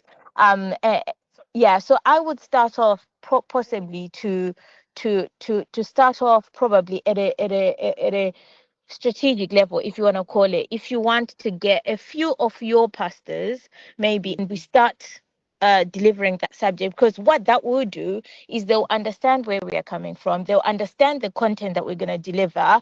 And if they're comfortable with it, they will definitely invite us to then talk to your congregations. So that is another way that I think we should. But we come at a fee. For, we come at a fee. So yeah, I don't know if Hazri and Salome would have anything to add on that in terms of working with partnership with faith leaders and churches. I would Or like V. something. Yeah, I mean, thank you, Tavi, for saying that. You're the second parent this evening who's mentioned this shame thing within our community. And I think we should take it upon ourselves to have normalization of these conversations. Like we'll be saying, make it, try and dispel, because it's hard enough educating our children, hard enough us learning and changing our mindsets, and then having to deal with barriers of our peers, judging. I mean, come on, guys, let's do better, because there's no parent who's got it all out there. We haven't all sussed it. We're trying. So these platforms, like Pastor Ed was saying, let's pull each other, because when we've all attended this session, who's going to then say, oh, but you don't know about sex, or you don't know this? It takes away that curtain of shame. The reason why it's still a shameful thing is because we don't talk about it. It's still a secret. So I think as a church, I know we do a lot of events for churches. I mean, I partner with churches for many other things, but not sexual health, because they don't want to talk about that. They want to talk about other things. We want to have these events. We have women's groups. We have ladies' tea parties. We have all these things. There are opportunities for us to actually bring these topics there, and safe spaces for mums. Because I think someone mentioned within our community, it's the mums who are the first port of contact for these sort of discussions. So why don't we leverage that motherhood that we have, that matriarchy relationship in our community, and empower the mums in the church? And guess what, Taffy? It's actually still the mums who are very judgmental, more than the dads. So let's hit the nail on the head. And most of the mums who are very judgmental haven't even got it right themselves. So I'm not embarrassed. I've shared with you very personal and sensitive experiences from my own lived experience with my own children, because there's no shame about it. Shame on you if you go and think, oh, has she talked about this with her child? I mean, I'm okay. But I think as a community, we need to do better. There's what are we laughing at each other for? We've not got it all, we are learning. So that that should just stop. I get very upset about that, because judging each other is not the way to parent. And I think Rumbi said, if we can partner with the churches, I'd love to be part of that. But you can tell my passion is about telling the people not to laugh at the next person, because nobody's got it right. We're all just trying. Thank you.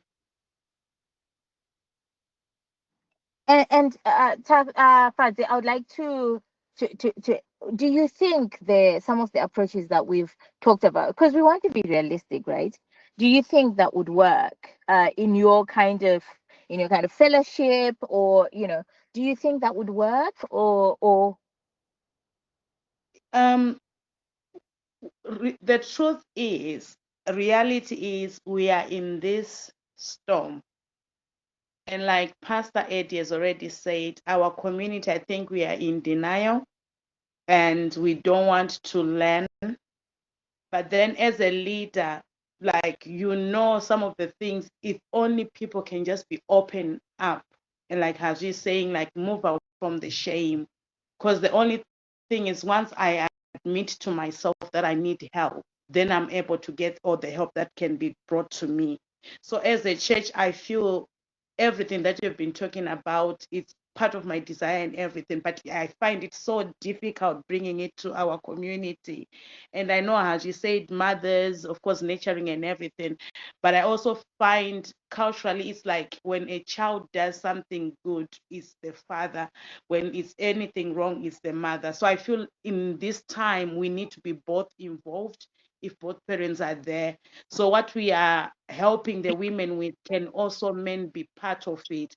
And like this is a hard subject, because like if I've got two sons and two daughters, so with the girls it was easier for me to start the conversation, but then with the boys it was really difficult.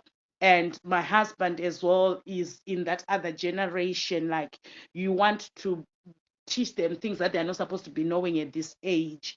But the reality is, like you're saying, they're 10 times ahead of us. So I think it's a difficult one, but it needs to be brought to our community one way or the other. So like if one person can start it. So me personally, I'll speak to my pastor, and I don't mind having maybe your team to just break this, because yeah, we are ready. I mean, we are absolutely ready, especially to that pastor of yours. We are absolutely ready. Mhm.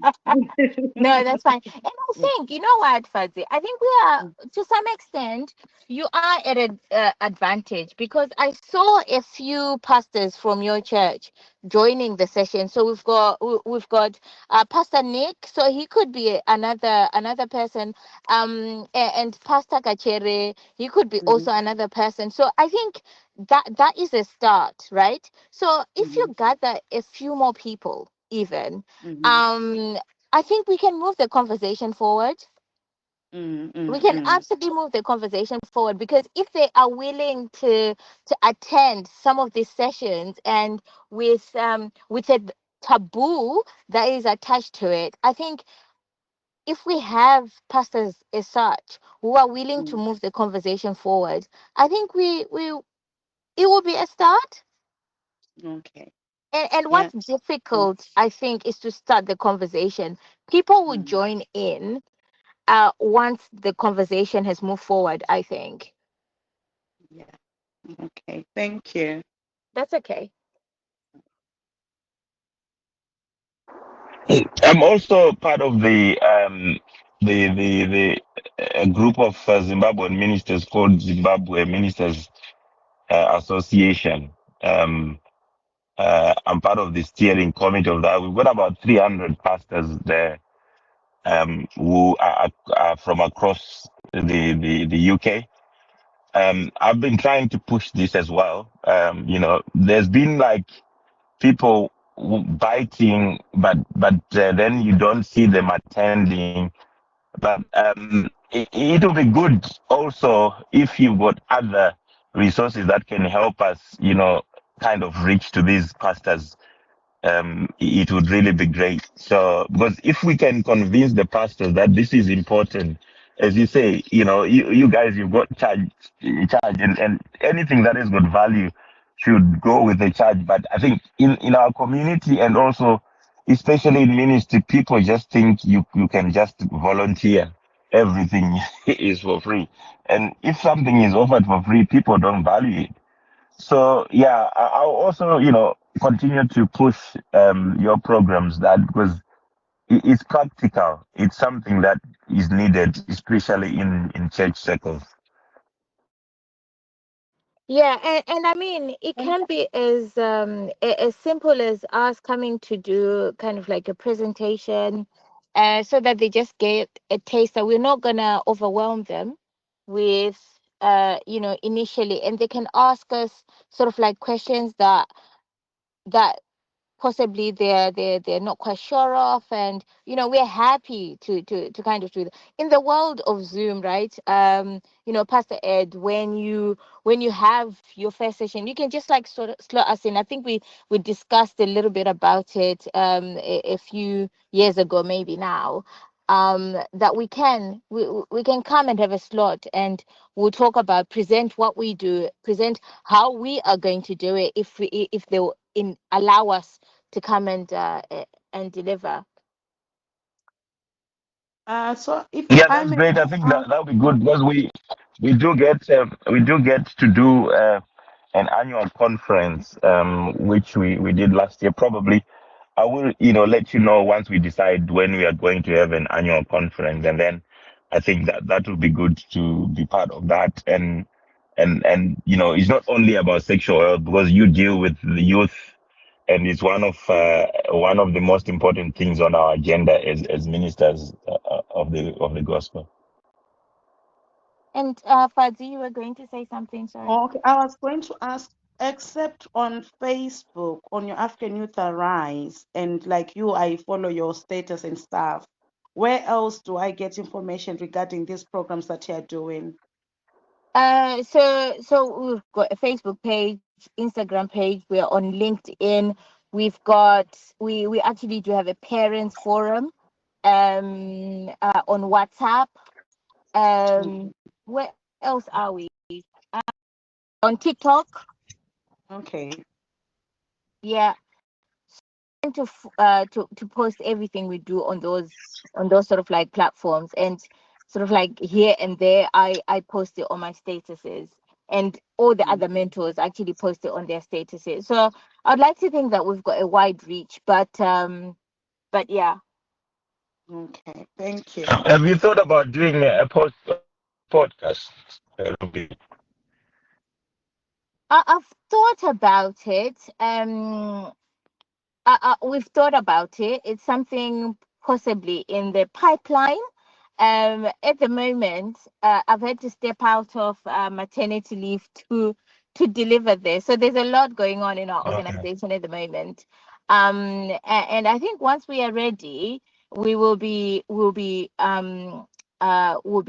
sort of like having a podcast. But also we've got a YouTube channel. So um with consent in some of the things that have been shared that are sensitive, Yeah. we won't share. but we do have a YouTube channel, and these conversations are recorded.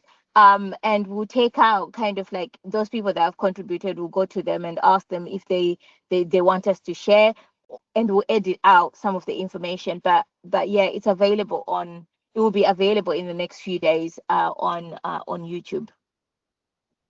Okay, brilliant, brilliant. Yeah, because podcast, it's also a good, a good education tool. I know you guys have got a lot going on, but I think it will be good to also consider that, because you can kind of do bite-size information, as in, like, if you are looking at sexual health, you can have a podcast about, pornography, for example, and then, people can just go on that particular. So yeah, thanks for the answer. Yeah, thank you. Okay.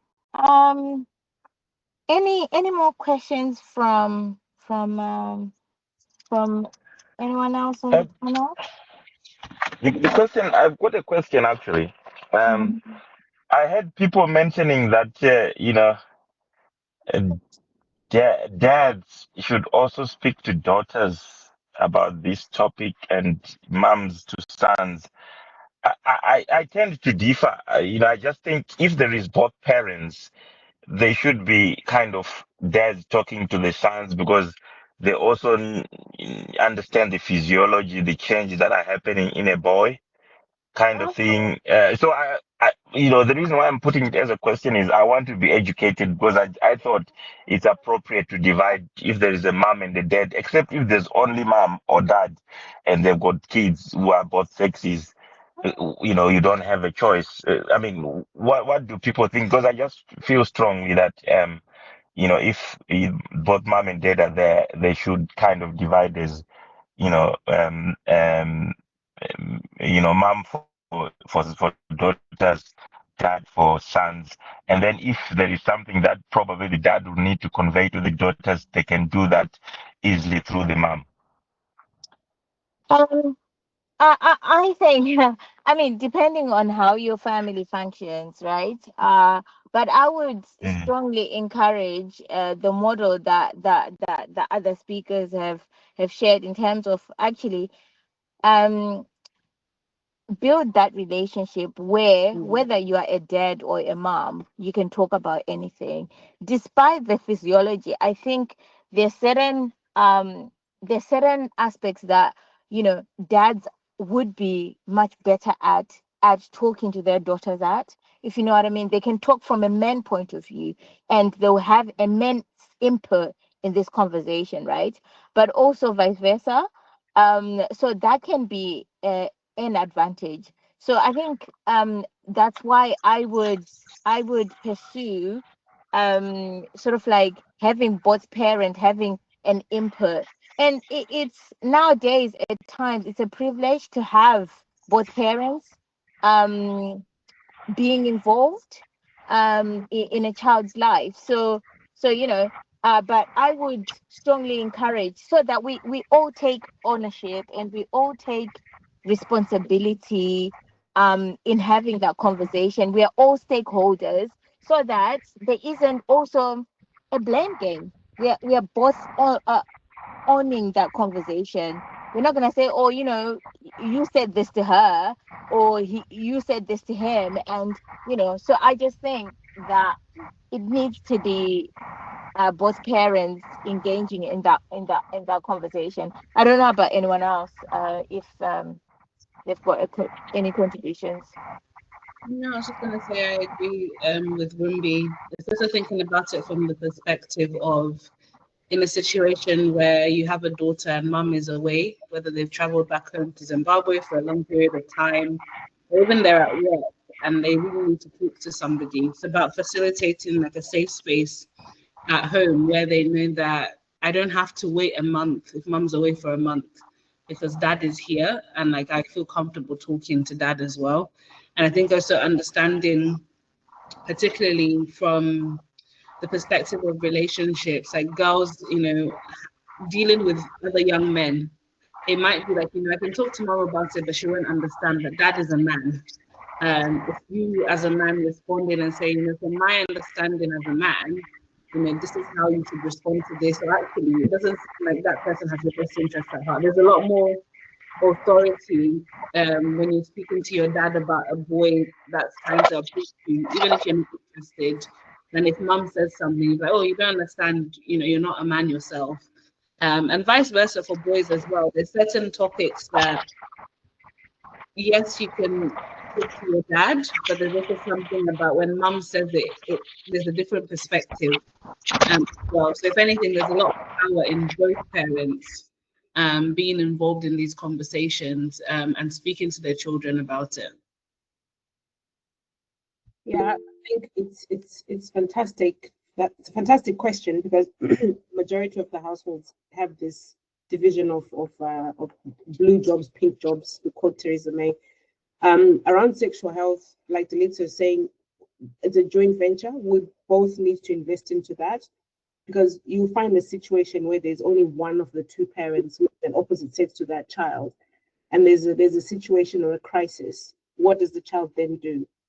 So at least making it a platform where they can approach both parents, then there'll be those discussions which might be a little bit more personal and private, and they can choose to go to the same sex parents for the need of the person with that physiological experience. But in terms of having the platform of at home, we all know about sexual health, sexual reproduction. It's a safe space to talk about anything at home. Because sometimes even you've got daughters, they can have their periods and you're buying bread at Tesco, it should be okay for your daughter to take to say, Dad, bring some pads. Or, you know what I mean? It should become normalized rather than a shy situation. And I think it will just come down to that normal thing that girls end up going to their mom anyway about, oh, my first kiss or my first real relationship, naturally. But at least they'll have that safe space of knowing that, okay, I'm a girl. If a boy hurt my feelings, I can ask dad, why did you do this? And I'll get an answer. And vice versa for boys. They'll want to know about their, body through the dad, but there'll be things that they want to know from the mom. Mom, I'm seeing this girl. What do you think she'll like? So you also want a female perspective. Or, Mom, this girl said this. Is that what girls do? I don't understand. What is she saying? What does it mean? So I think both parents have got equal footing, but it then comes to the situation that the child will then go to the specific parent for that particular need, or just be, just I think just make it a safe space to start with. Lead with kindness. Be available for both male and female children. Thanks Haji and Delito, and I think another contribution, I think, as pastors, some of the challenges that are coming to you, they're coming from females despite you being a male pastor. So in terms of just thinking about that widely, Pastor Ed, you will get young women coming to you with some of with such sensitive issues, and I think it's about sort of like being prepared to have that conversation because like I come from I'm a PK, so I'm a pastor's kid, right? um and sometimes from observation, sometimes you know not your wife has also not been called to be in this space. And they're probably not equipped at times. So even if when a young woman comes to you and say, oh, Pastor Ed, this is what happened, you may possibly direct it to your wife or another church member in church leader. But that is sort of like tapping on their confidentiality, and it gets really tricky. So I think as pastors, as parents, let's just be equipped despite sort of genders we are dealing with. Because I think, we want to build that trust when young people come to us. And sometimes for you to say, oh, I know that you're not going to have all the specialities, right? But I think, let's just equip ourselves around that, because some of the situations just does not allow you to delegate that conversation to anyone else.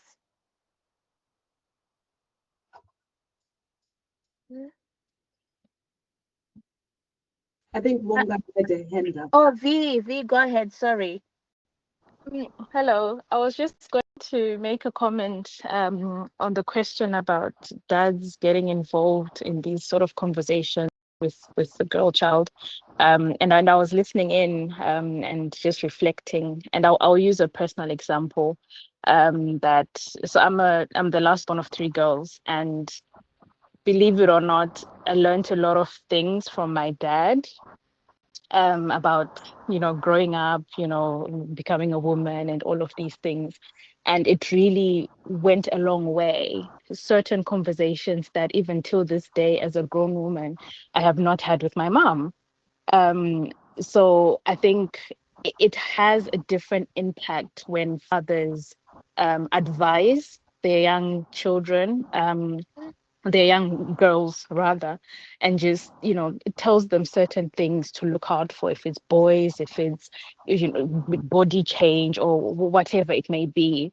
So I think it does have a very strong impact that dads themselves don't realize that they're impacting their children on, because with moms sometimes girl children are shy to go to their moms and say, mom, I'm going through this, or my body, this is happening to it, or something, because naturally mothers' reactions, they want to help, but there's a strict element to it that comes into play as well. But I think with dads, there's the whole more princessy approach that they may have, which the girl child then receives as well and just takes that on board as a lesson for life or as something that they've been taught. So I just thought I'll just contribute to that question about dads getting involved with these conversations with the girl child.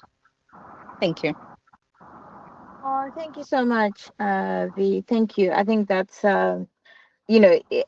it's so amazing that you've had that conversation with your dad, and it's had a lasting impact on you.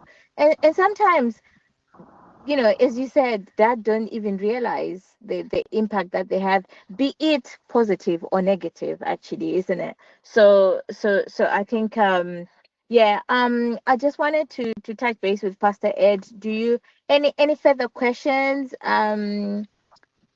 Is it something that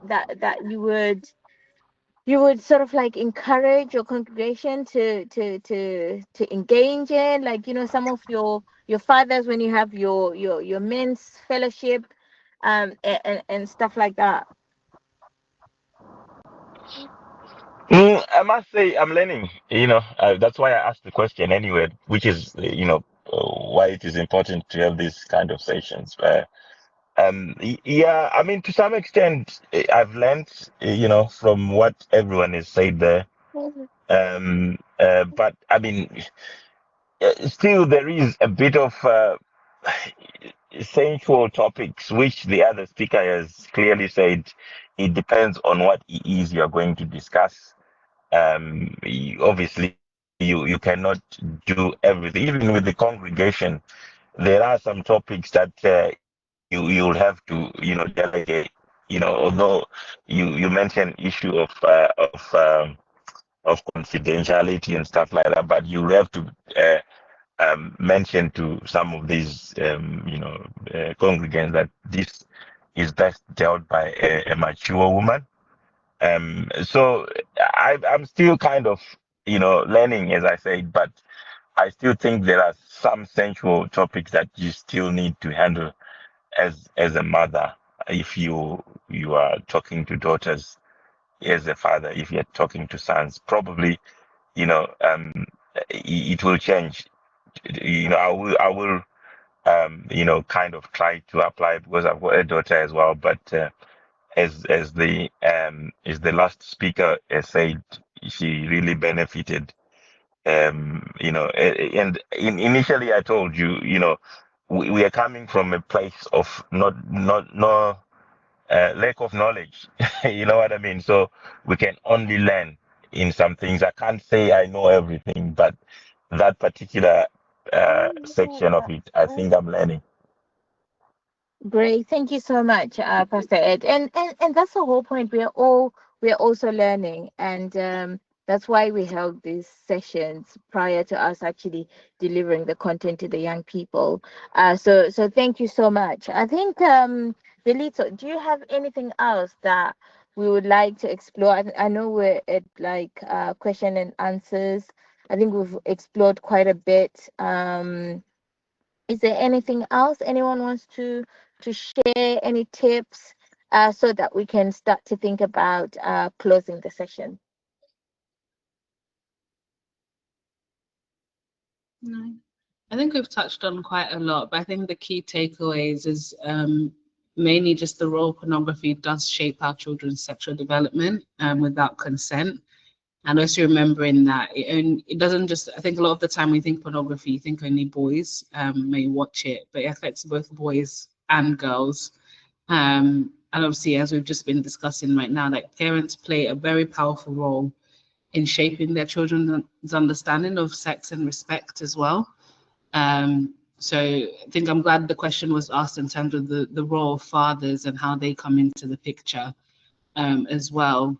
But I'd say those should be the key takeaways from today, based on everything that we've touched on. In terms of resources, there are a lot of resources out there, and I think it's quite crucial that as parents, you take time to sort of read up and educate yourself. I think NSPCC actually has, I don't know if it's a booklet on how to talk to children and young people about sex and their bodies. I'll share them with Rumbi and she can circulate them with you if you like reading. There's also books as well, just to understand about the impact of pornography, particularly as how it can become quite addictive as well, if not careful and stuff. But I'd say those are the key things. I think we've covered quite a lot of ground, which I'm happy about as well. But thank you everyone for engaging and asking questions. I'm sure I've learned something. I'm sure everybody else has also learned something in the process. And like Rumbi said, there's going to be more panels around this topic as well, which will cover more ground on stuff like consent and menstrual health and a lot more stuff. So this is just the starting conversation, really. Thank you, Delito. And yes, I think this is your last session, isn't it? Before you kind of exit to maternity leave. That's what we're doing currently at IF. Half of us are on maternity leave. so so in terms of that, just want to say thank you and all the best. You've really given us a lot of insights on the subject, and we look forward to having you back after you've had your little one. We're really excited about that. And to everyone who's attended, thank you so much for all your contributions, your questions. Again, please do enter your email addresses on the chat so that we can forward you the resources. So what I'll do after this call, I'll copy all the email addresses and I'll forward it. I'll forward it via email. And if you do have any questions, Haji or Salome, do you mind just putting the info IA address? So it's info@africanyouthArise.org. If you do have any further questions, excuse me, and you would like to partner with us on any of the sessions that we deliver, we are happy to do that. So you can just send us an email, and our admin will pick that up and we'll get back to you and plan how to move the conversation forward. So just one last thing, is this a series that you're continuously doing, or because last time I thought it was a one-off webinar?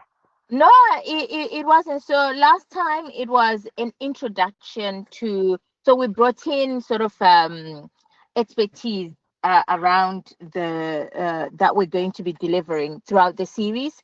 So it was like Okay. an opening, yeah. So that was the kind of like the opening of a series. So what we will do is, like, Dalito was one of the panelists.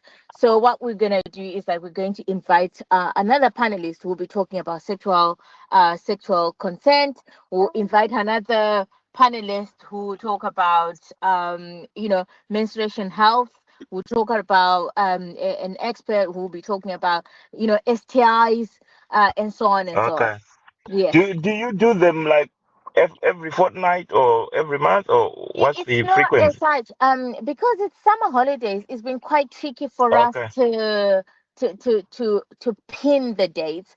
But what I do Oh, know is okay. that we've Okay. managed to get the facilitators, because some were on holiday. We have managed to get the dates from the facilitators. So what I'll do is, like, we will ask our admin to publish the dates of when the next sessions are going to be. I think one of them, we're Okay. waiting for one of them who's just come back from holiday, but we'll deliver them pretty much probably every other Friday, um, Okay. um, around about the same time. And yeah, but we'll try and send it out as soon as we can, so that you've got the dates and you can diarize them. But you'll be yeah. Brilliant. Brilliant. The next one is 17th. Because I was going to challenge everyone on this call to bring at least one person to the next session, especially a man. Please, just drag them along. These sessions will help our community big time. Agreed, Pastor Ed. Agreed. Please also forward it to the men fellowships as well. We really need their input as dads. It's really Mhm. important. Yeah, brilliant, brilliant. Yeah, yeah, we'll do that. I do that anyway because Yeah, yeah, absolutely. I think I shared on about You did. No, six I saw groups. some of Yeah. your, yeah, I saw some of your, yeah. No, that's absolutely fine. Thank you to everyone. Have a wonderful evening.